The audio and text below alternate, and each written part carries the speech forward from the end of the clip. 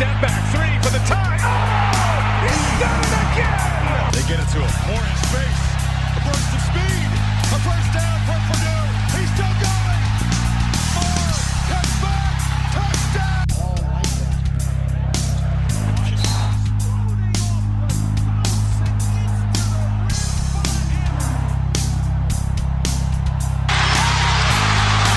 Each one more.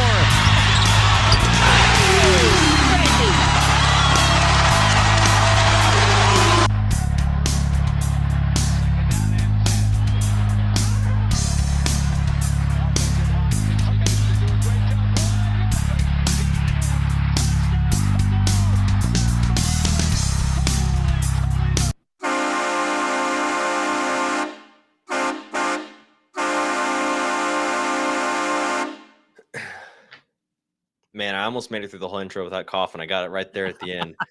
But what's going on, everybody? Welcome back to another episode of the Boiler Express podcast. So we've got a great one for you tonight. Lots to talk about. We're going to kind of break down a little bit of this week in football, this week in women's basketball. And of course, we're going to round out the show with this week in basketball. So lots of fun stuff to talk about. We've got the normal crew with us here as always. We've got Chris or 50 Ghost, myself, Damon, or the Ultimate Boiler.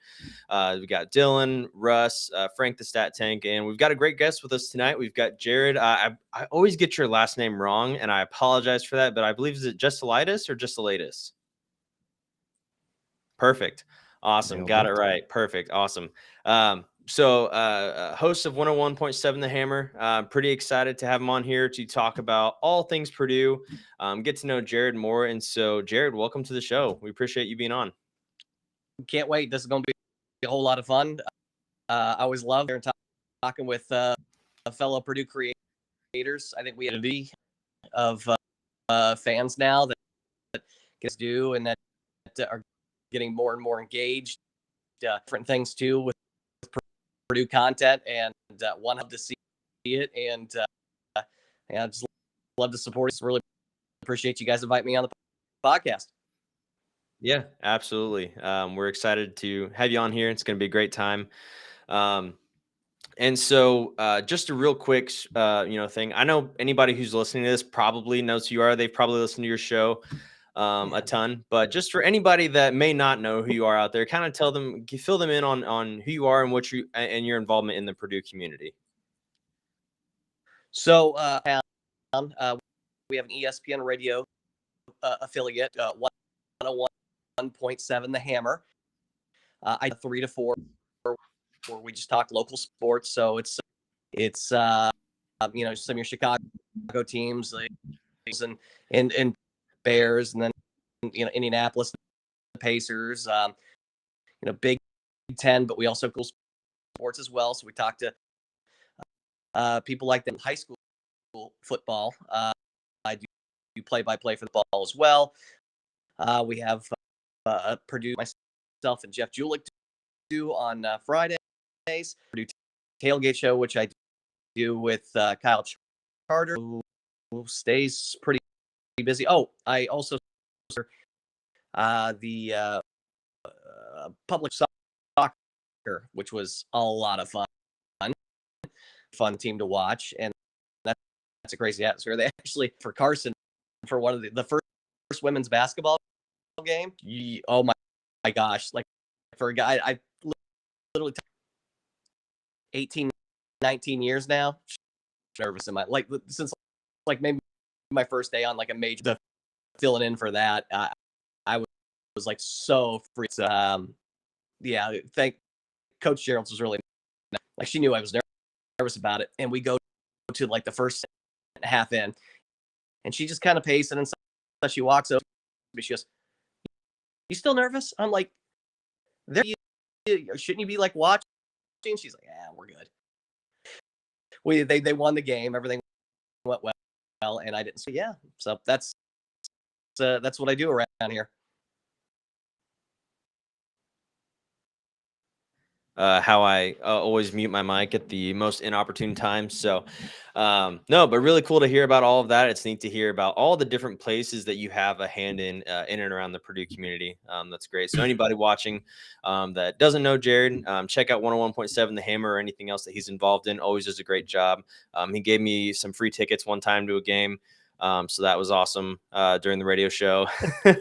I guess I should preface with that it was on his radio show. But yeah, so we've it's basketball season, a lot going on, but we've actually got a little bit going on in football as well. So this past week, the football team has had a couple of commits and have posted some really cool content. So they posted a couple of strength and conditioning videos that I don't know if this has ever happened, but I've never wanted to give somebody a raise before they've even coached a football game at Purdue. But just the content, the vibe that this football team is and the coaching staff is creating, it just feels like it just gels so well. How are you guys feeling about things coming out of the Purdue football program and just some of the stuff they've been posting this week?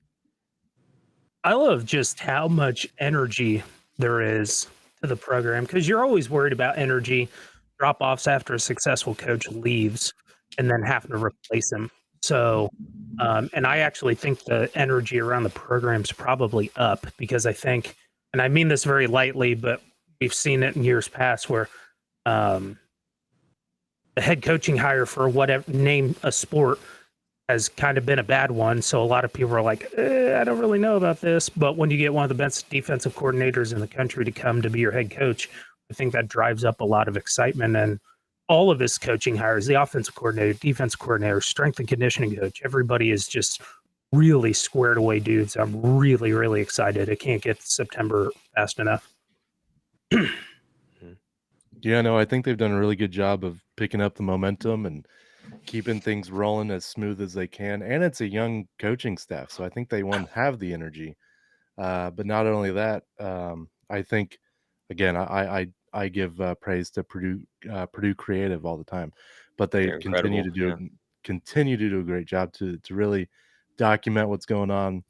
But yeah, I think energy you got to combine the energy not only with football, with basketball, and now the women's team. I mean, man, it's just all around in Purdue sports, people are buzzing. Yeah, What's your absolutely. thoughts, Jared? Look, I love it.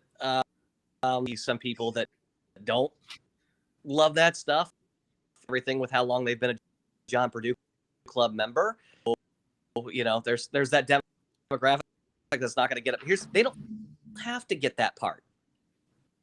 All right, if you come out there and a year, they're happy.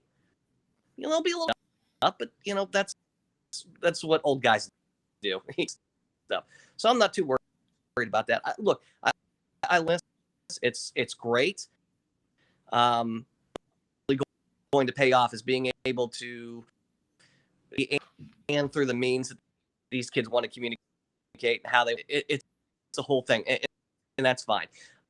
I will season because when you have a lot of youth, so there is going to be a learning things. Some fans might not be patient about that. I understand it. I'm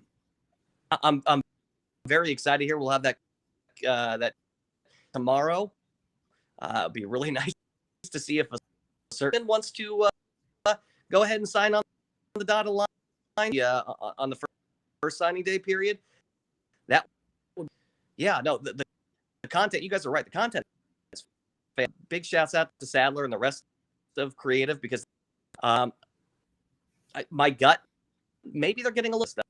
I don't know that the old regime was really keen access to a lot of things like Creative. Like, I think they got it, but they didn't really guess this coaching staff is young. They get it, and it's sorely needed for the program. Yeah, I think they're doing a phenomenal job creating a lot of buzz around the program, just like everybody said. And I mean, this is the first time that, even after Braum has had a successful season, I don't think there's ever, the first time we went 8-4 and then won the Music City Bowl.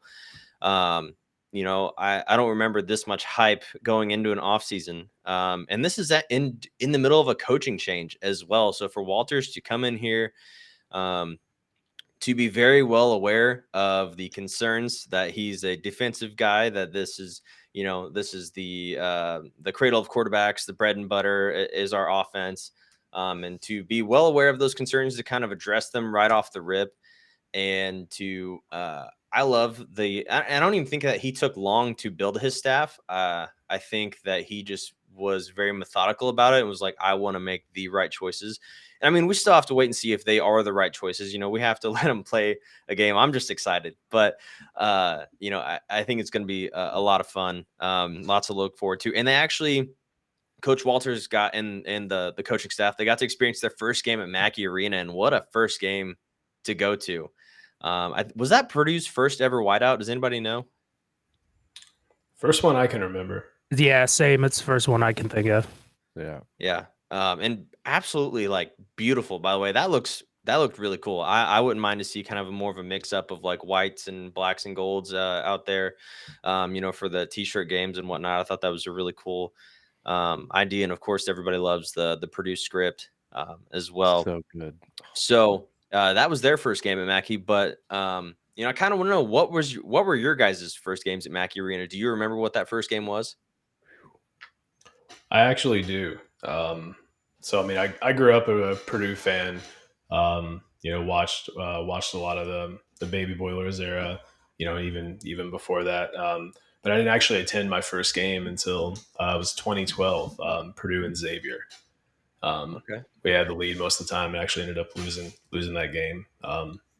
But yeah, that was my first game actually.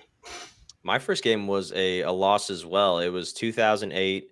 It was a home game versus Northwestern. They lost 64-61. But that was at that point in time, I had really only, I mean, my grandpa had season football tickets since '85, and so that's like all I ever even thought about. Like Purdue basketball really wasn't even on my radar up until the point that he asked me if I wanted to go to a basketball game. So that was 2008 against Northwestern at home. But what about you guys? Mine was actually not a men's game. Mine Okay. was a women's game during the 99 championship season. Oh, that's awesome. We got to sit in the fancy seats. And then, but my actual first men's game was Jawan Johnson's shot to beat Penn State. Nice. Like 2010-ish or something like that. It was a good time. I want to say mine was maybe like 04. It was one of the early games. I got like free tickets because, and that's what I was like. Things so beggars couldn't be choosers, but that was I can't. It was very, very, very one-sided. That's all. Still a lot of fun, but yeah, that's fine. Cool. What about you, Russ? So I was trying to look up to see who was actually like on the roster, but I definitely grew up going to women's games as well. But the first men's game I can remember going to, at least buying my ticket for, was SEMO, Southeast Missouri. And Carl Landry was still on the team, and we just like smoked him. But I just remember like being so proud that like I spent my money on this game. It's the first game I'm going to. Like I went with the high school girlfriend at the time and was like, yeah, I'm going to do this a lot more. Like this is not the last time. So, but yeah, I at least got to witness a win, but it was a blowout. It wasn't even a game. So Trying to think, it was Swanigan's breakout year, whichever year that was. My memory is terrible, but my first ever Purdue game in general is at Miami of Ohio. I think it was Katie's last year, if I remember right. And I was young. I think it was like 7 or 8. And I remember just thinking like, that dude with the weird hair and the suit is like losing his mind. So that was like, I was at Miami, which I don't know why Purdue even went to Miami, but they did, which is like 30 minutes from my house. So my dad and I went. But my first game at Mackey was, I think it was Swanigan's big year. He came out. Couldn't even remember who. It was a small school. It wasn't a Big Ten game, but I've only gone to like 1 or 2 basketball games. I've gone to a bajillion football games, but only a few basketball games. Okay. Yeah, I still remember where I was exactly whenever I got the news that Swanigan had committed to Purdue. At the time, I was working a summer job. I worked for the local water department, and so we were just kind of the whatever they wanted us to do. That was our job. And so I was like painting fire hydrants that day. And I remember my phone went off, and the guy I was with painting that day, he was also a college kid doing it, and he was a Michigan State fan. And so he was like, "There's no way Caleb Swanigan is choosing Purdue over Michigan State. There's just no way. There's no way. It's not going to happen. He is way too good to ever think about walking onto Purdue's campus." And it was such vindication whenever they announced. I remember my Twitter blowing up. Man, that was a lot of fun. But yeah, good times. And so taught to kind of build off of those good times. And somebody just mentioned Katie Gerald's a bit ago. How about that Purdue women's basketball team, man? Taking on two ranked teams on the road this week and taking them both down. That was pretty cool. And I think, Russ, you said you listened to the Katie Gerald show this week a little bit, right? Yeah, tuned in and got to see her in the Chiefs jersey, even though it was red. She Sorry, was Dylan. also pumped about her week as a Chiefs fan, but I'm happy for yeah, Karloff. But I don't want to talk she's about it. definitely very very pumped. Oh, I'm sorry, Dylan. What happened? Were you a little salty about the Go on, Chiefs Russ. game Go this on. weekend? I don't want to talk about it. Go on. Go Karloftis. Don't go Chiefs. Go Karloftis. That's all I gotta say. Yeah, there you go. Well, it was a Carl Aftis jersey too, so that's why she kind of got a break for wearing red on the coach's show. right. But yeah, they're definitely very hyped. She's in her second year, and they were close last year. They didn't really get blown out a lot, and this year they're finally starting to turn the corner a little bit. They're kind of that next team in the Big Ten women's ranks. That's we've got 6 teams I think ranked on the women's side, and they're like the next team kind of knocking on the door trying to get in. And they're doing great things, and they're pumped for the sellout this Sunday, big time. So they moved. I think I saw they moved into the top 40 on net too. So they're also looking like a tournament team. They're not quite solidly in the field, but they're not on the last 4 in. So they're definitely in good shape. Yeah. I actually got to talk to Abby Ellis, and I had a couple of times already this year, and they struggled in the middle over at like such a high rate. And you go from that to you kind of figure that out. She said they've just really doubled down, especially that they've really focused on that. And but we talk about the great coaches that do. Dave Shondell, always campaigner. I think coach of the best too. I don't know if you ever get a chance to talk to a wrestling coach. He's a hype machine. But there is something with like when you talk to her, it's not like an intense. I don't know how to explain. The woman just radiates infectious. Like it's just it's ab time I get a chance to talk to her. I walk away ready to run through a wall right now because I kind of think what the hell happened. Like she's just low, and you kind of have to treat this as her first year. You got to remember that. And she was on the Matt Painter plan, right? She was the Danny Hope plan. And she was going to have the year. She would get to know the team, get out there and recruit. I got pulled right out from under her, and she had like a man. That's like an impossible task to do. So that promise, she's had time to breathe in what she wants to do here and do it. And now you're starting to see that she's great. It's an up-tempo, fast game. They like to run and gun. It's a fun brand of basketball with women's basketball. And Katie Gerald's. I don't know what to do. Fun. You got to check them out. Yeah, they look like a lot of fun. Just catching a couple of highlights in some games this year. They look like a lot of fun. They look like they want to play hard for their coach, want to play hard for each other. And yeah, Sunday is going to be a big game, especially, keep the train rolling. Let's knock off both the teams. Purdue's men's team has to play this week and then end the week on Sunday with a great win against a rival at Mackey Arena, at a sold out Mackey Arena as well, which is great. So I love that for them and continued success for the women's program. And so, I guess we should talk about men's basketball. They're struggling this year a little bit. They're fighting through it though. I think Painter's kind of on the hot seat right now, but he's doing the best he can. No, Good job trying that with a straight face. right. But no, we talked last week about their first game against Michigan this week and how we were all kind of scared. That was a game we had all kind of circled on the calendar as one that, and even Kyle had talked a little bit about, they may lose at Michigan this week just because it's a tough matchup. Not only just the team, but the arena as well. Purdue doesn't have a great track record in. But they pulled it out, and it was a really fun game to watch. It was a very close game, pretty well all the way through, but it was a really fun game to watch. It was really fun. I really enjoyed watching Dickinson and the ED go at each other. I thought that was a good time. What did you guys think about the game? Yeah, I mean, I thought we honestly did a good job on Hunter Dickinson, all things considered. I mean, yeah, he had 21 points, so it took him 16 shots to get there. I mean, so from an efficiency standpoint, we did a pretty good job, and he also hit 2 threes. I think he was 2 for 4. Mm-hmm. But really, the big thing I felt like we did in the second half mostly was those early doubles on him to force the ball out of his hands, and several of those we intercepted, and a lot of those we deflected. So it was just a really fun kind of chess match to watch. How we decided to defend him.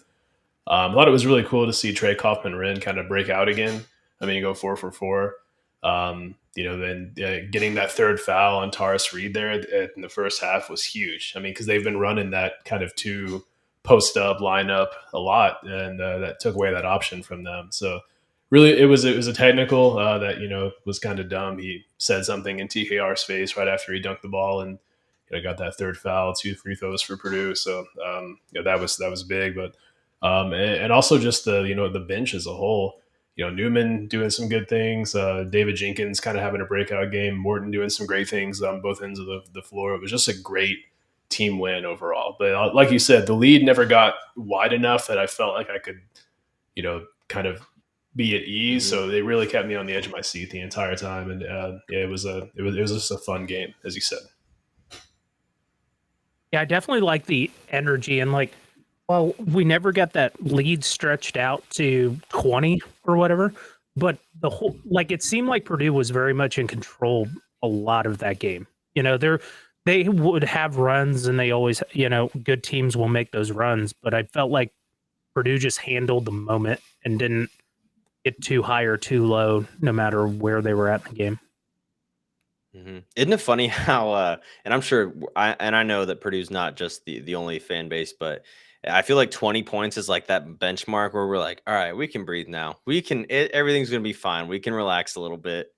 But it's always like, it's got to be 20 points or we can't, relax a little. But yeah, really fun game. I only got to catch a little bit of the second half. To be honest, I had some family stuff going on, but did anybody else that got to watch the whole thing? What did you guys think? Well, I got to watch it from inside my store that a truck drove through. So Nice. that was fun. I remember telling you guys about that. But you should probably tell that to Jared. He looks kind of confused. So I work for a restaurant down here in Louisville, restaurant chain that we had a drunk driver drive through the front of the building. And so I'm kind of watching on my phone as we're cleaning up pieces of glass. So that was fun. But yeah, no, I mean, I got to watch bits and pieces of it, and it didn't seem like we ever really lost control of the game. Especially in the second half, we always kept it and maybe got to 8 or 9, then we pushed it back out to 11 or 12. And that wasn't really too much of a threat. But I remember posting in the thread about how solid David Jenkins Jr. has been the last couple of games. And, Painters talked about all season that, these guys are having to be, ready for their moment. They got to be ready for their moment. They might only get 8 to 10 minutes a game, and it's hard to be consistent with those minutes and hard to be efficient. But if they're going to be successful at the next level or successful moving forward at all in their basketball career, they've got to figure that out. And he's definitely figured out the last couple of games. He's shot 67% from the field and made 5 of 6 3-pointers. So huge to get that effort off the bench. And, like y'all said, the bench the last couple of games has been huge for us, big time. Edie's getting his, but our benches are smacking the other benches as far as production wise. So David's going to continue to get better. I mean, you also come in, then you got to build rapport at your role. Then you got to figure out how to thrive in your role player. We knew the kid could shoot, and a dry spell there in December where they just the shot.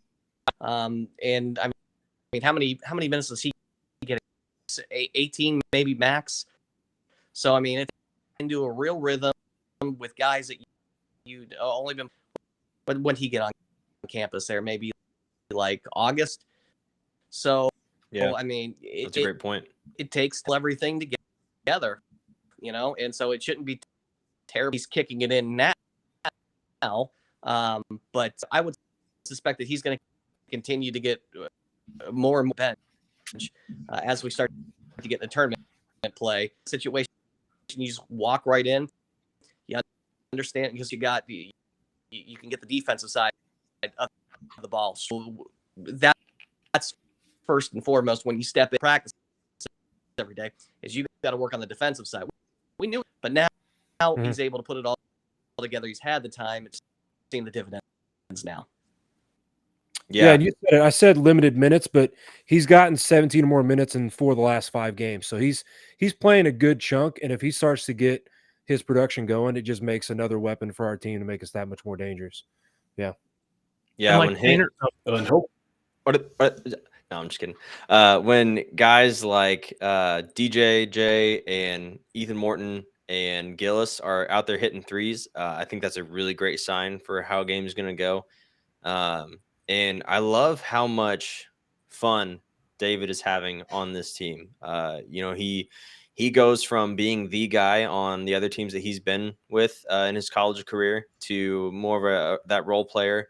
And like you said, Jared, having to build rapport, having to learn the Matt Painter playbook, to figure out where he's going to fit in and what he's going to do. And honestly, playing a position he may not be super comfortable with. He's normally a shooting guard as well. So just to add another layer to that cake too. And I think on the either the post-game presser or somewhere he talked about, this big long text he sent to Braden Smith about how proud he was of him and how amazing he's doing. And just like, that's just awesome. And to have a guy that's just willing to, that just loves to be at Purdue, that is loving his time at Purdue and is just, doing his role of being an encourager, being a facilitator, a teacher, as well, while he's on his way out, finishing his final year. It's just a really cool thing. Well, I don't ever think I've seen an Go ahead.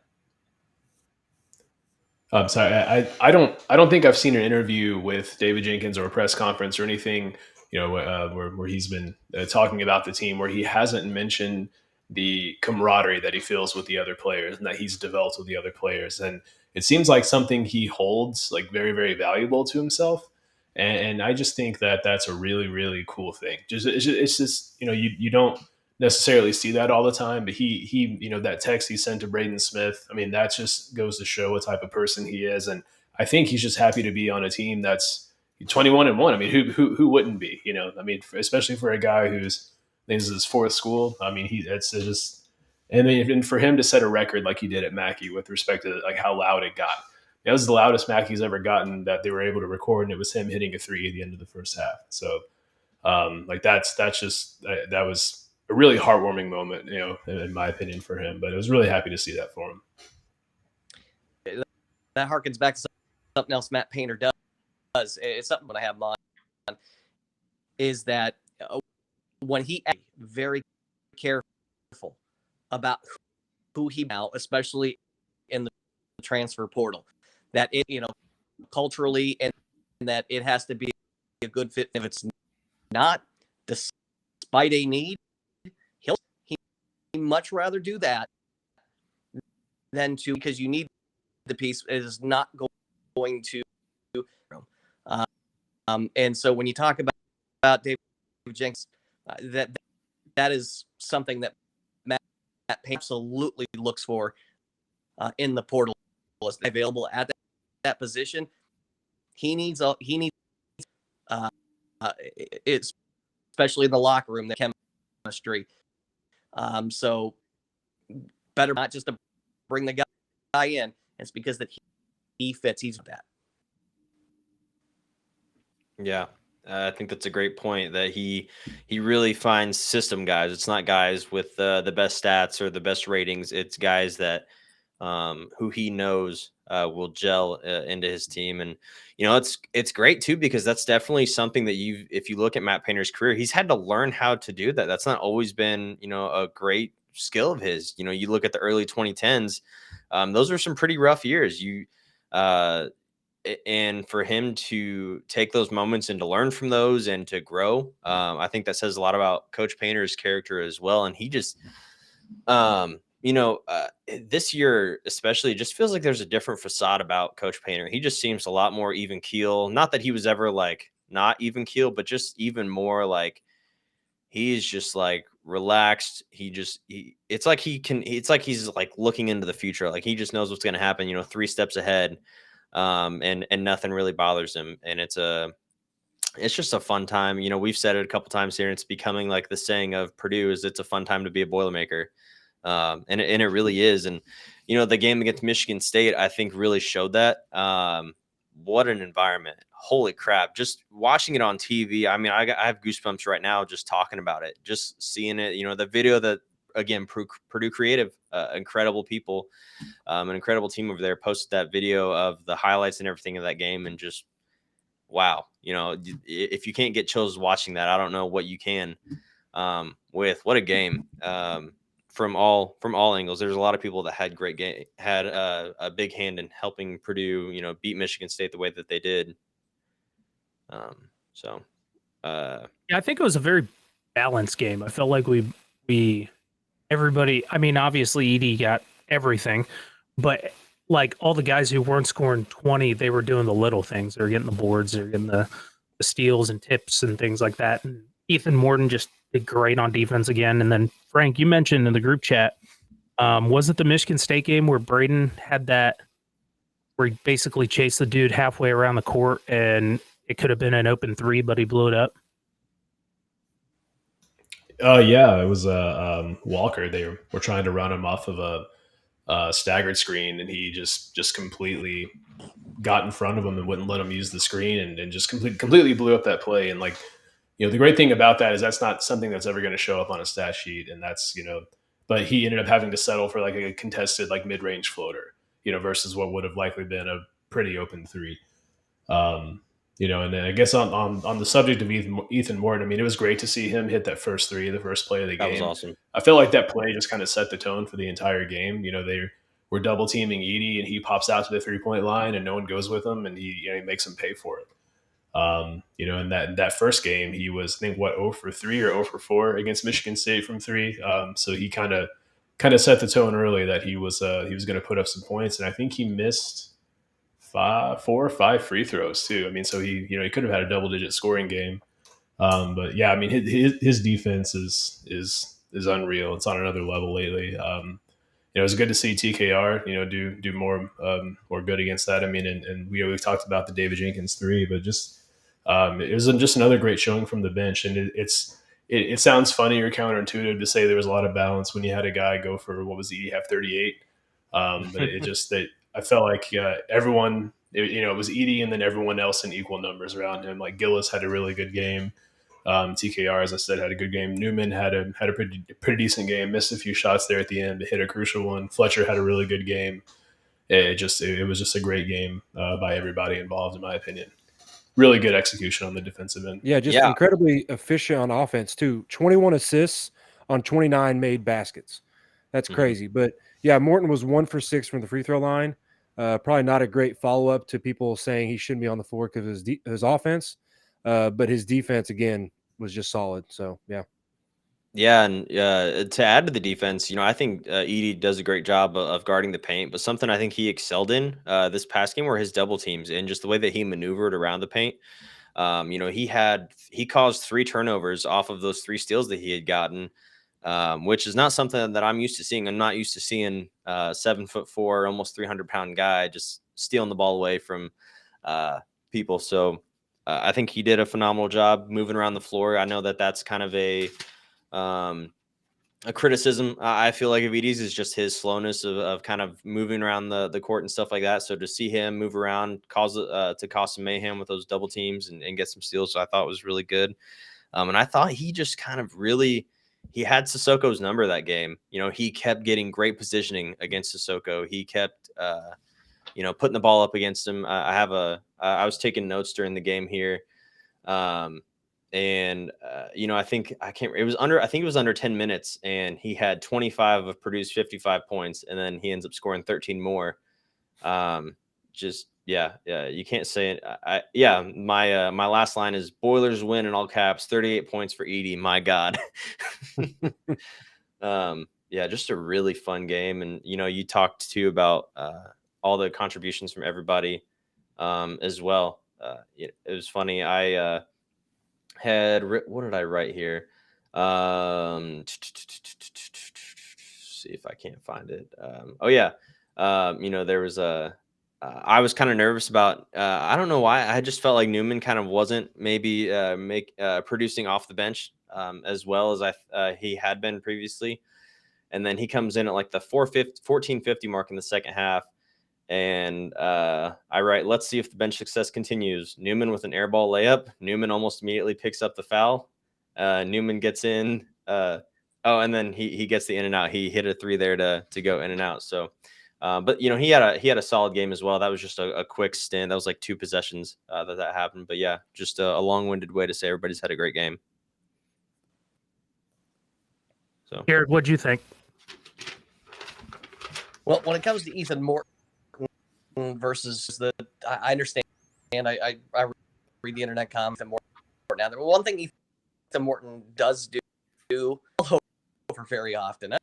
That's been one of the problems with Brandon, the ball over. We trust you out there. You're not going to get the. Now, Ethan is just. It's weird. In the right place at the right time for a lot of these, kind of bizarre. And I think people tend to forget he usually gets minutes too. And people go, "Oh, look at the plus minus." It's not like, yeah, but he's also been putting the yards. That's not easy. I still think he does a great job. He wouldn't be. He wasn't any good at what he does. Matt Painter's not going to put a guy out there. But I think a big number next to the points, next to a star one out there. But he truly does do a lot of great. When it comes to Zach Edey versus Sissoko, I feel like Edey was just in his head. I feel first time it's like, what am I supposed to do against this guy? Getting fouls, got tech out of the half, 2 for towels.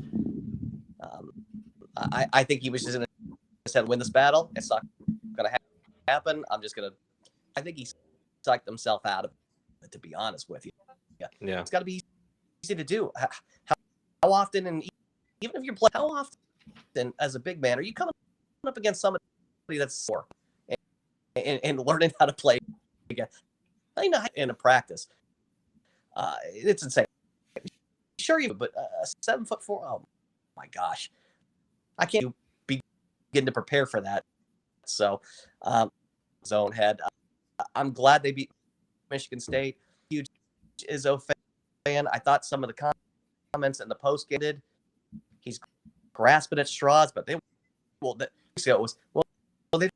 call fouls on him. Now for this one, well, it's like, really, what's next? We're 2 weeks away from people going, you know what? This is a birth certificate. That's not even true, I bet. They're literally trying everything they can to get this off his game. And credit Zach, because he stays mentally in the face, clothesline him, whatever the heck they do. They're in complain. He doesn't go out there and flex. He just goes out there and plays. They can't break him. The hell out of everybody that comes in contact with him. Yeah, I'd say probably the amount of fouls that aren't called that he commits versus the ones that he receives is probably like 10-1. Mm-hmm. I think Edie is just on another level mentally. Playing that game as a big guy, there's a lot that you have to think about other than just playing the game of basketball. He constantly has to think about where his elbows are in proportion to the person guarding him, and all this other stuff that he's got going on too. And you talked about Ethan a little bit there at the beginning, and earlier, I think it was yesterday actually, Frank did a deep dive into his own statistics and found a really, really great, compelling, thing that a piece of data that Kyle had talked about or asked about. Frank, can you kind of elaborate more on that? I thought that was a really good thing that you found. Yeah, so last week we were talking about the contributions that Ethan has made to the team, and Kyle had made a point that Purdue probably has 4 or 5 losses without some of the plays that Ethan Morton was made, and the play that he made against Ohio State at the end where he stole the ball on the inbounds came up, and he asked the question: how often is a team down 1 without the ball under 30 seconds and win the game in regulation? And so I dove a lot into some data, and long story short, I was able to find about 3,500 instances where that had happened, and the team that was down and didn't have the ball only won 8% of the time, about 8.02% of the time. So, like that was a huge play that he made there to get that steal and get us the ball there so we could ultimately get it into Edie to win that game. And yeah, I was actually shocked by that. And while we're on the subject, I asked everyone, like, when was the last time that happened at Mackey? It's happened in the last, let's say, it's been in the last 7 years within that time frame. But can anyone remember when the last time we were up 1 and lost within the last 30 seconds at Mackey? Was it when Iowa came to town, 2016? No, it wasn't against Iowa. Russ, you and I have talked about this game before. If that's a clue. Well, thanks for the added pressure because Just a couple. yeah. You guys have only talked about a couple games, so that narrows it down. Yeah. no, yeah, I had no clue. Okay. You said Mackey, and I spaced that fact, and so I was thinking about the Virginia game. But no, I couldn't okay, figure out the game so- with Is it Mackey. Rutgers So- this year? No. So one more clue. 2018 season. Okay. That was the team that won 17 in a row. Ohio State. Yes. Yeah, because I collapsed on my floor when that shot went in. Yeah. Now, one thing I remember about that game, we were 7 for 13 on layups in that game. I don't know why I always remember that. Like, yeah, we missed six layups in that game.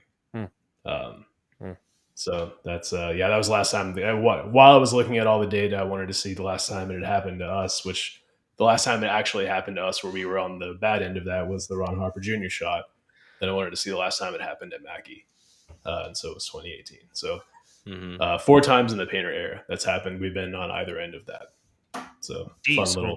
fun little fact there. Yeah. Frank's big. Once against Florida State that I don't remember, honestly. We played Florida State like every year for the last 9 years. So. That is true. While We're on the subject of Izzo, I'd like to touch on his post game comments for a second. Do it. Go for I mean, it. yeah, he made some comments about the refs not making, never making bad calls, and there was sort of some sarcasm there. He made a really good point about the end of the first half being a 7-point swing, that they had the ball. He felt he was confident in their ability to at least get 2 points out of that possession. They turned it over on what looked like a perfectly good illegal screen call, in my opinion. I mean, his feet were set pretty wide. He tripped. I think it was Ethan Morton there.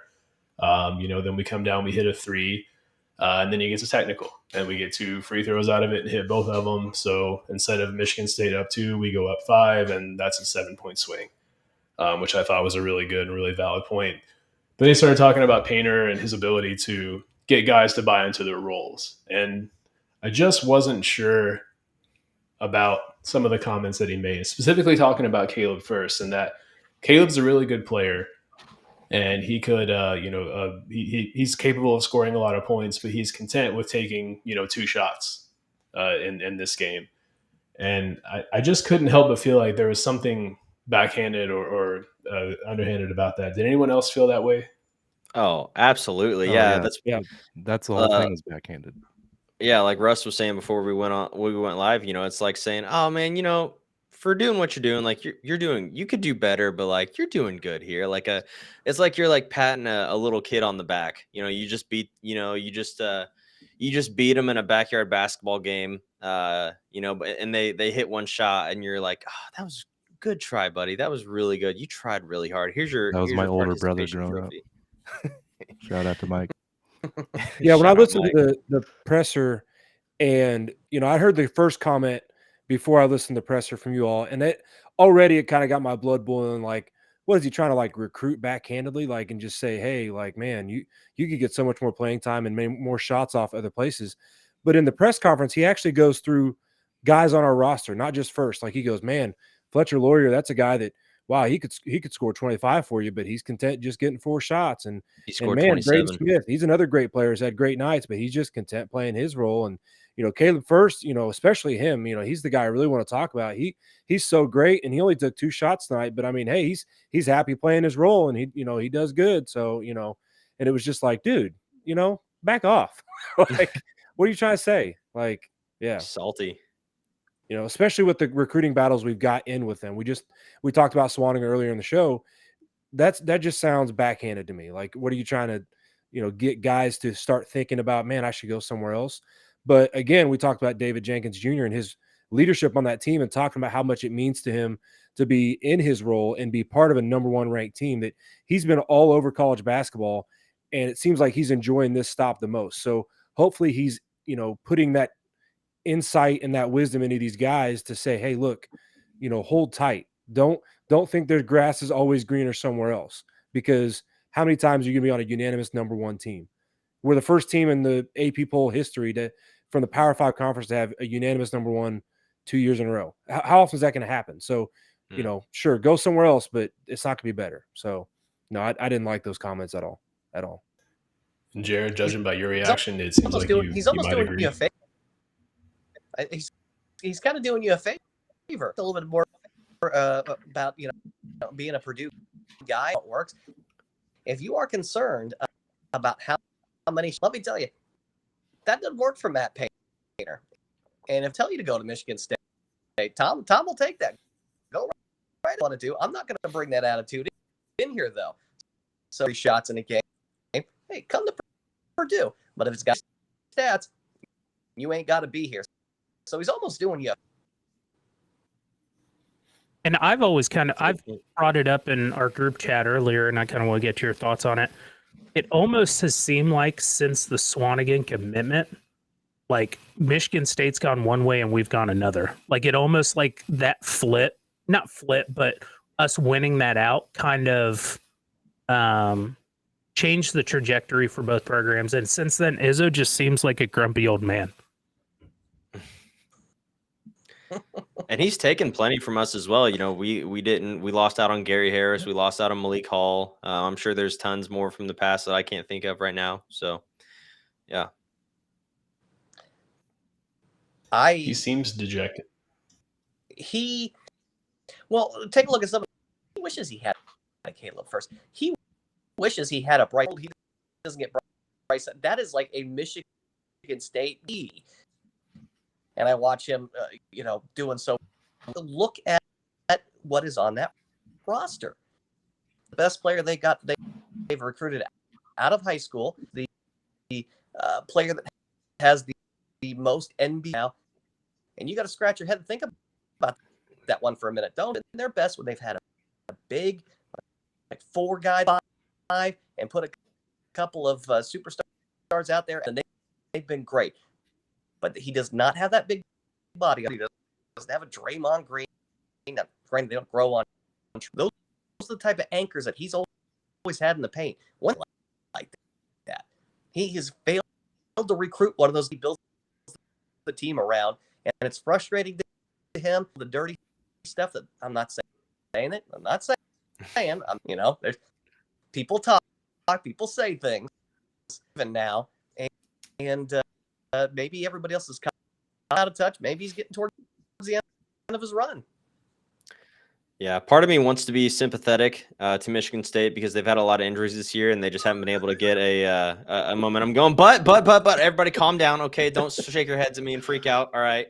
Damn it. But it's Damon. Tom Izzo, and I would never do that. So let me finish my sentence next time. I had a lot of respect for Tom Izzo. Like Michigan State was always kind of one of my favorite teams because we always played close games and stuff, and both us and Michigan State seemed like very lunch pail type mentalities. But over the last like 5 years, I've really lost a lot of respect for it. Yeah. And something that may or may not have contributed to that saltiness that we all saw at the end of that game in the press conference. So, Edey was at 38 points, gets taken out with a minute and like 58 seconds left, and then immediately gets brought back in like 2 seconds later. And we were up like, 17 or 18 at that point in time, with a couple minutes left. And Matt Painter says and swears by that it has nothing to do with him getting to 40 points, and it had everything to do with Michigan State's lineup. They remained big. He thought they were going small. They stayed big, so he puts Edey back out there. You're up by 17 with like less than 2 minutes to go, man. Come on. I mean, you could see it on TKR's face when he went out there. He was like, man, I don't want to be out here. I want you to get that 40th one. You could see it on everybody's face. I feel like part of Matt Painter wanted him to get 40 points, even though he would never say that. Then he got obliterated from behind as he was going up for the 40-point basket and no call. Oh, they weren't going to let him get that 40. There's no way. No. But God forbid if he'd have rolled an ankle on that last play, they'd have burnt freaking Mackey to the ground. Yeah. Izzo would have bit him by the ankles if he would have to not get 40 points. Yeah, and I thought it was funny too to hear Izzo in the press conference talk about how, the officials don't call them the right way. They don't call the fouls the right way, and they let them get away with so much, and they have the Edey rules. And then you listen to Edey in the game, and he's like, yeah, they basically fouled the crap out of me all game, and I just love it because I love playing physical. And literally, he busted his lip on a play that they didn't even call a foul on. And then you've got Fletcher Loyer right next to him too with a bloody chin from a screen that was probably another moving screen that didn't get called. But then Izzo's complaining about fouls, and it's like, whatever. Our guys are laughing with blood on their lip and their chin in the post game, like, we got the W. Who cares? Yeah, that's what I love most about Edey is you'll see him in going on planes to road games or whatever, and he's got a cut and he's got a bruise, but you'll never hear him talk about it. You'll never hear him complain about it. He's just a hockey tough player. as nails. Oh, hey, he's a hockey guy. Did you know that? What? Did you What? know that? He played hockey? He played Hold hockey. on a second. Are we breaking news right now? Does this? I'm gonna do the breaking news graphic real quick. Just give me a few Beep, beep, beep, beep, beep, beep. Deep. Curling. I would love to see a 7. minutes. That's got to be a blast. He's probably amazing at it too. We just don't know. He's With probably that like a jack of all wingspan, he trades. just Yeah, goes if all you the have way to to stand behind a line in curling, he can just set it down where it needs to go. Like, just right where it goes, boom, scored. So we have man. some fun games coming up this week. Yeah, pretty important Oh, is that games. One really, I think Wednesday is going to be a really good game. We've got Jalen Pickett, Micah Shrewsbury, and company coming to town. Actually at Mackey. This is a home game. We're not playing at Bankers Life or Gainesfield House, whatever it's called. We didn't. Yeah, we're not. It's we're still not. Conseco to me. Yeah. Once you change it so Market many Square times, Arena. I'll Market stick with Square the last Arena, one I yeah. remember. What is it called now? Gainbridge Fieldhouse. Oh, okay, it still is Gamebridge Fieldhouse. Okay. I thought they changed it again. I was God. The two elderly folks on Place this can't side keep of the a screen sponsor. remember What the Market hell? Square. Yeah. Really good game last time. Jalen Pickett had an incredible first half, and it seemed like Purdue was able to make an adjustment or something in the second half to kind of, simmer that flame a little bit. Does anybody have any pre-match thoughts against Penn State?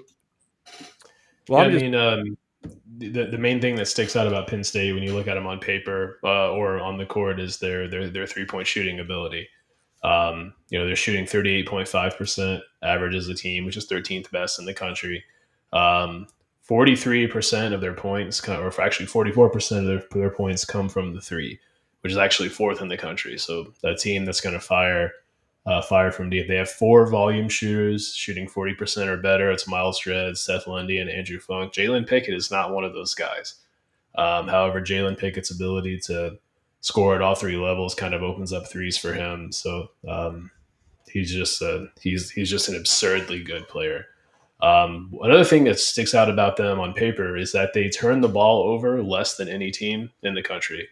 And Purdue is actually one of the worst teams in the country at forcing turnovers as well. So don't expect them to make many mistakes with respect to handling the ball on Wednesday night. I'm Those are my hoping thoughts. that we'll have a little bit of an advantage being at home, and that crowd's going to be raucous and obnoxious, and they kind of set a high bar again going against Michigan State. So I think hopefully the sixth man will help push them into some turnovers they normally wouldn't make. Yeah, I would love to see Fletcher Lawyer have another, get hot from three again. It's been I didn't get to watch the whole Michigan game, so I don't know for sure, but I know Michigan State, they kind of held him from being able to get those threes going. So it'd be great to see him get going in that against Penn State and kind of pick that back up again. I mean, I don't dump it into Zach. I mean, they literally have no answer. And you watch that game back in the Palestra. I mean, fight against them. I mean, whoever's down there is like, well, poster. That's fantastic. Thanks so much. I mean, they're going to have to knock down like 13, 14 threes to have a chance to just continue to dump it into Zach. He can put up 50 guys because there's nothing on the interior. They don't rebound. State comes out and has a 15% shooting performance from three. Not even going to be close. Looking at the game of the Leicester, I thought, this is a guy like Micah Shrewsbury knows this, knows where they struggle and knows where they're at. And I was just thrilled to be at the Palestra, a team that lives and dies by the three ball, and you're taking where they shoot all the time, and you level that 100% in our favor. And we're stroking it, but Matt makes some great adjustments there, really trying to guard the three hard. If they want to take mid-range, trying to take it at Zach Edey, which is probably what they'll be forced to do, run away with that one tomorrow. Yeah, you are right in that they, the one thing they do lack on their team is any real size. They do have a 6'10" guy, doesn't play much. So I think, that they're going to be forced to play Edey, probably double team, and that's going to leave somebody open. So it's just going to be a steady diet of inside out or outside in, however we want to set that up. But, that's just going to be the key, is just trying to limit the damage they can do. We don't want to get in a trading 2 for 3, combination. But if we can limit the damage they do from three, I like our chances. I like our chances for probably a 10-point win. Frank, real quick before somebody else says something, because I'm thinking about it. What is our 3-point defense? We are 25th in 3-point percentage defense. Okay. However, 3-point percentage defense is not the best way to determine how good of a defensive 3-point.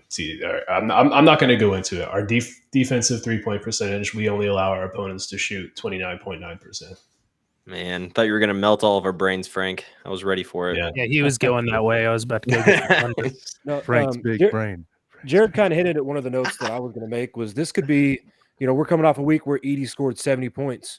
He scored 70 points in the last 2 against Michigan State. But he had a big week, and this week he could have another big week. He had 30 and 13 against Penn State, and he only shot 2 free throws. So that tells me that, they didn't really have an answer, and they weren't going to foul the crap out of him either. They were just going to kind of let him get his, and hopefully that, hope that Jalen Pickett could carry them and hit some threes. And so this is definitely, I don't like the term trap game, but it could be a trap game because you've got IU on the schedule this weekend. It's a top 25 matchup, and Penn State is a good ball club with a coach that knows what we like to do.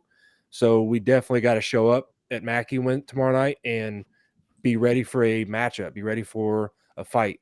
But it's 100%. I think get Edey the ball and kill the dragon, as Painter likes to say. Get him the ball early and often, and let him make the decision. If he's getting doubled, hit somebody for a 3. If not, then go get 30 points again, big guy. Yeah, absolutely. I think it could be a lot of fun. I also I think trap game is a strong word for Penn State, because I think Penn State is better than like a trap. I would like a trap game, but I know what you mean too, though, by that. And yeah, it's funny because I think this time of the year is when January. Typically, Matt Pattern teams kind of struggle in the beginning, drift off like December, early January, and then pick it back up mid-January and then on, and kind of. But this team has kind of stayed very consistent all year. I mean, we've lost one game at home by a single point to a team with a really good defense. And so, this year is just has, for me anyway, has felt a lot different than previous Purdue basketball seasons. I've been able to enjoy this game this season a lot more. I don't know if this is because I didn't really have any expectations when this year started. I was like, we'll probably make the tournament and we're going to have some fun along the way. And let's see if we can develop these freshmen. That was kind of my mentality. So yeah, it's been a lot of fun. And I don't know about you guys. I'm absolutely stoked that IU is ranked coming into Saturday. I love that. I think Assembly Hall is probably going to be like, IU Saturday is probably going to be one of the best environments in college basketball, probably out of any school of any game all season long. I think obviously, when they come to Mackey Arena, it's going to be way better, but the environment, the hostility, it's all going to be there. It's going to be a great time. Just bring your hard hat. Look Yeah. out. Yeah, that could have been a disaster if Sensible got smoked with that piece of iron coming off the ceiling. He was close too. What a dump that place is. Yeah, I had made a post about something. Green. I'll just be happy as long as Courtney Green does state of Indiana on Saturday with everything after that. Just keep. Yeah, he can be as far away from this area as humanly possible.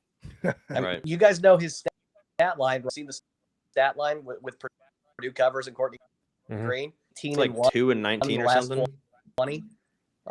Oh God, it's for as much as we make the so-called agreement that Purdue has with the Hashtag the agreement. Improbability of that happening. The improbability of 1-18-1 is. I'm not, but I'm sure somebody can do that and tell me highly unlikely. This guy down here. Yeah. Yeah, I think Saturday is going to be just incredible. I think the environment and it was funny, I made a post about, PS, don't forget your OSHA certified or regulated hard hats. And people were talking about, experiences they've had going up games at IU where they've had like coins thrown at them. They've had, there was one girl, something about a girl throwing trash or bottles or something at somebody that kept somehow getting back into the arena, was just chucking stuff. So yeah, well, it's going to be. I went to at Assembly Hall, they threw cheese at the players. Russ and I went to a game. They threw cheese at the players. That was the Matt Harms tip game where neither team could hit a shot the entire time. Yeah. My sister is an IU alum. Memorial Stadium and Assembly Hall. She has again almost every game she's ever attended. Just how tight security can get at a it's some notice somebody smuggling a dog is beyond me. I'm like, come on, really? At Memorial Stadium, then I have Assembly Hall when I've gone, but it's definitely up there. I like how Boiler Dad from Boiled Sports calls it Ass Hall. It just abbreviates Assembly. Gets me every time. Yeah, there was an IU guy that commented because I had said something about asshole too, and an IU guy was like, "Oh, asshole, that's the best you guys can come up with, huh? You Boilermakers." And I was like, "Yeah, it took me all day. I'm so glad you recognize that." That's the fan base that says "Perdon't" every time they can. Ugh. Yeah, that damn jerseys and crap made with them. Like, come on, you guys are dorks. Figure it out. Read a book. I don't read books. What am I talking about? Fix your life. Well, to kind of talk about IU for a second, I mean they've won 5 in a row, which is impressive after losing 3 in a row. They might You not know, be for much longer because they're currently down 6 with 12 and a half to go. Go Maryland. yeah, well that They've scored you know, 39 points in almost a half and a half. I mean, so they're Yeah, whatever. 18th in KenPom. I'm not sure where they are in net, but I believe this is a quad 1 game for both teams. So, you know, from a seeding standpoint, you know, this game matters a lot. They're 16th in KenPom in defense or offense. I'm sorry, 44th in defense. They're the 18th best 3-point shooting team in the country. They're not a high volume 3-point shooting team. They're only about 25% of their points are coming from the three. They're just all around a good team, especially since they've gotten Race Thompson back. Even though he hasn't played all that well, you know, his first game back, he played 4 minutes. He logged a steal and 3 fouls. Played 24 minutes in his next game against Minnesota. Was 1 for 4 from the floor. Did have 3 blocks and played 21 minutes against Ohio State. Was 1 for 5 from the floor. Was 3 for 3 at the line. Logged 4 rebounds, 2 turnovers, and 3 fouls. So hasn't played incredibly well, like we're used to seeing Race Thompson play. But I know he's kind of got that X factor glue guy. You know, he's experienced. You know, and he gives them another look in the post. Someone not Trace Jackson Davis to score in the post. So you know, I think this is going to be it's going to be a battle. You know, I expect probably a 3-point margin of victory either way. But I guess the question I want to pose is if Purdue drops this game, do they rush the court again? A bazillion percent.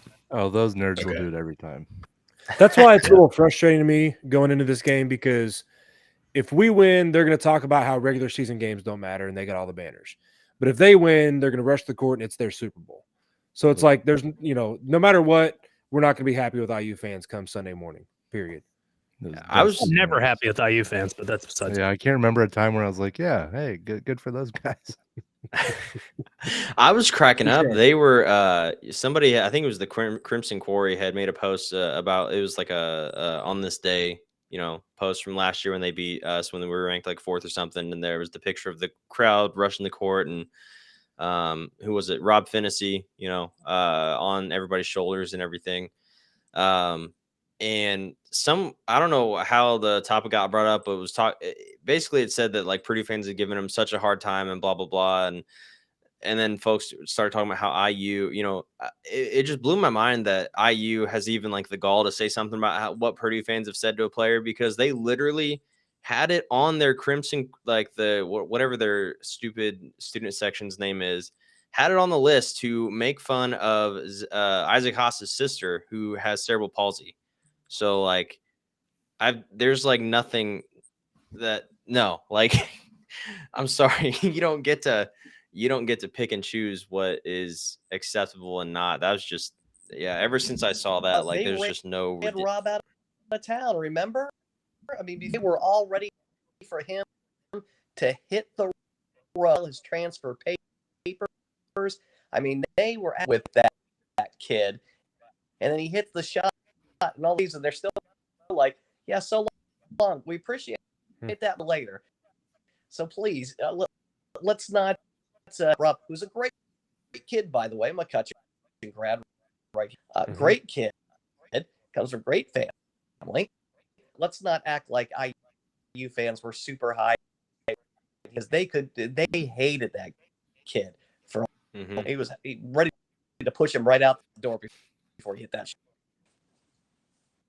Yeah, just crazy. But yeah, I agree, Frank. I think this is going to be a slobber knocker on Saturday. I really don't know who's going to come out on top. Obviously, we want Purdue to come out on top, but I think it's going to be a great game, and hopefully it's going to be a chess match, you know, both times. Damon dropping slobber knocker like it was no big deal. Oh, dude, that. I love any kind of wrestling terminology. I love throwing it out there. That's where the whole like, by God, so and so they got families. I love Jim Ross, man. He's like my favorite all time wrestling announcer. So, you know, that's the last game I was like, Mackie Mania, running wild. You know, I love stuff like that. It's just fun. All right, Russ, you have a question. Yeah. So last week we talked about Edie's possibly coming back next year and how he's actually eligible for a COVID year to come back for not just next year, but the year after. and how well we don't know if he'll do that because if he's player of the year, even though the NBA might not be built for him, he might still strike while the iron's hot and go pro. So if Edie does leave, and Jared, I'm interested in your thoughts on this too. If Edie does leave, what do you all think the front court rotation looks like next year? As far as like minutes, how who starts, what's that rotation look like? Does it change throughout the year? That kind of thing. And then I've got a little caveat on that. So I just want to hear your guys' thoughts on that first. Have to be probably TKR at the 5, right? And then Berg rotating. One could argue for first at the 5. Yeah, you're. I would hope Trey Kaufman develops to the point where he is Berg off the bench. I like stuff that he does. I mean, he has great potential. You'd want the guy that's been in the program for 3 years that start. I don't know. That's something I have to play with a little bit, but I would hope in Caleb there at the 4. You can bring Berg off the bench. What a lot of unknowns. I mean, where's Cam the things too? I mean that might be a guy impacts what you do. On top of that, not to mention freshman in the backcourt. What does this team before we just start slotting in these things? It's like, where do you want? And then you need to then cut down. We've always had those big guys like AJ, like through the post, and with Swanigan. So that complement that. So my big question here: who should get the start here and there? It's need the flow. What is that? And then whoever that main piece is, how do we come? I'm not sure what that looks like just yet. It's definitely an interesting question. But talent on there, and Peyton's going to have to figure it out. It's not a hell of a good problem to have. Yeah, 100%. Yeah, I think 90% of it depends on Berg's development. If he has just skyrocketed this year and learned a lot, then awesome. If not, then go with like first or TKR at the 5. But I think whatever he does is going to be dependent on how it goes. And what a great guy for Edie to have to battle against every day in practice. A guy who's literally like an inch or two smaller than him. It's not something that he regularly plays against. I think that's great on both ends. Having Berg battle against Edie, learn how to be a big guy and not foul, while also being a big guy and knowing how to play defense against bigger guys as well. Who knows how often Berg was going to run into that, being 7'2" or 7'3" that he is already. But yeah, I think that's just a great situation to have. And, I could see, honestly, if Edie does leave, I could see maybe the offense kind of running more through the guards with Fletcher and Braden and kind of them, maybe trying to get Fletcher going more from 3, but I don't know. I really don't know. I didn't know last year either. I didn't know what this year. I thought it was just going to be all Edie, which, granted it is like 60% Zach Edie, but I didn't expect this year to be how it was this year. So who knows? Well, I will say, the team that got furthest in the NCAA tournament under Painter was the probably the team we've had with the least post up threat, where we had the most 3-point shooting. The closest thing we had was Matt Harms, who was never really quite the post up guy. He was more of a slasher. So, not saying, one leads to the other, but Painter has proven that if we don't have that dominant post player like we're used to having, that we can still win games. Yeah. Dylan, you got any thoughts? You're muted, bud. You're muted. And then we got it. All right. No, I mean, I can't follow up Frank's big brain. So I don't know. And I hope he doesn't leave. If he does, it's going to break my heart. But you gotta chase the dream. But either way, it'll obviously be a big loss. but I hope he doesn't leave. And I don't think he will. But who knows? I've been wrong about a lot. Yeah, I'm in that Yeah. same boat. I don't think he does leave. I just think whatever happens this year, I think he comes back and just continues to roll. Yeah, so Frank said something there at the end that made me. It was kind of one of the points I was going to make was if Edie's not in the rotation, and I don't know how Camden Heidi is shooting wise, but then we're stuck with 4 guys in the front court that can shoot the 3 because Berg can shoot the 3. You know, you've seen these videos. TKR, Gillis, First can all shoot the 3. So then, are we going to play more positionless? Are we just going to see who in the front court has the matchup? But I definitely think it's something where, you know, we see First at the 4 now playing so well with Edie that Trey Kaufman-Wren probably starts as the 5. But then you see kind of an even rotation like we saw last year when we had 4 front court guys, and we don't see one guy dominate the minutes the way Edie did this year. But with Edie and Trey last year, who had the most minutes? Who averaged the most minutes last year in the front court? Who y'all think? At just the center position? In the front court. So you already saw through my question. Gillis actually averaged more minutes than both Edie and Travion. Yeah, I was gonna say Gillis. Yeah. Yeah, Probably so I think had to we be see Gillis. something maybe similar to that. Maybe Berg doesn't quite get over like a 15-minute threshold, but he looks like he's developing really, really nicely. And especially if you're talking about Camden Heidi working his way in there, I think you see kind of an even rotation. But I do think you probably see First and Kaufman-Wren starting in the front court.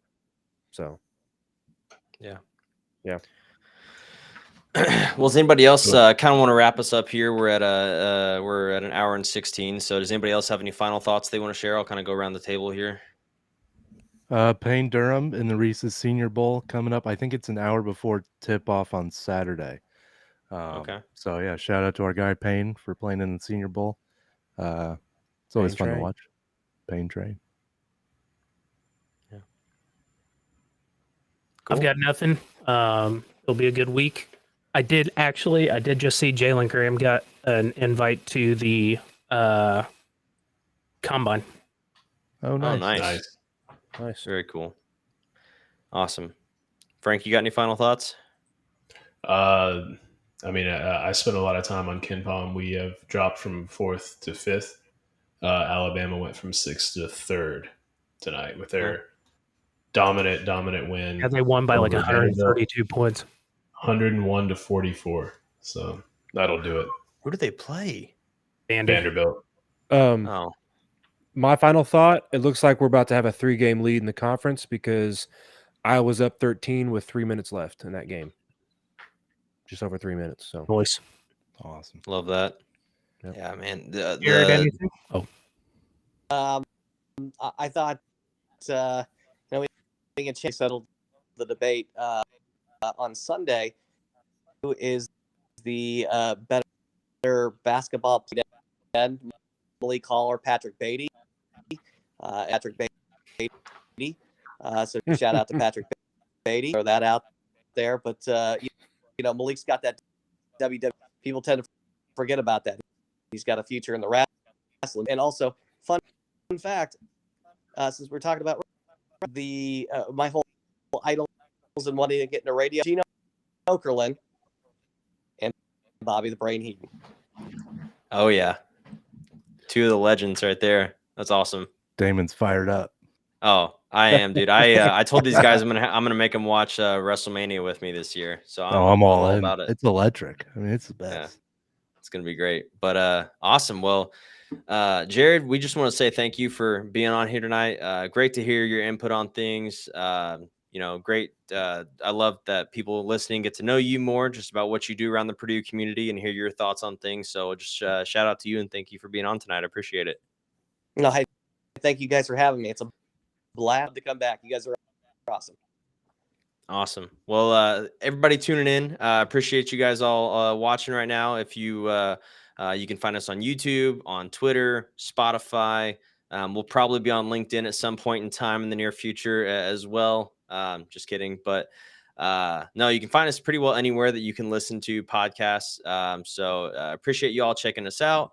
And we will see you all next week. Boiler up, hammer down, and beat IU. Boiler up.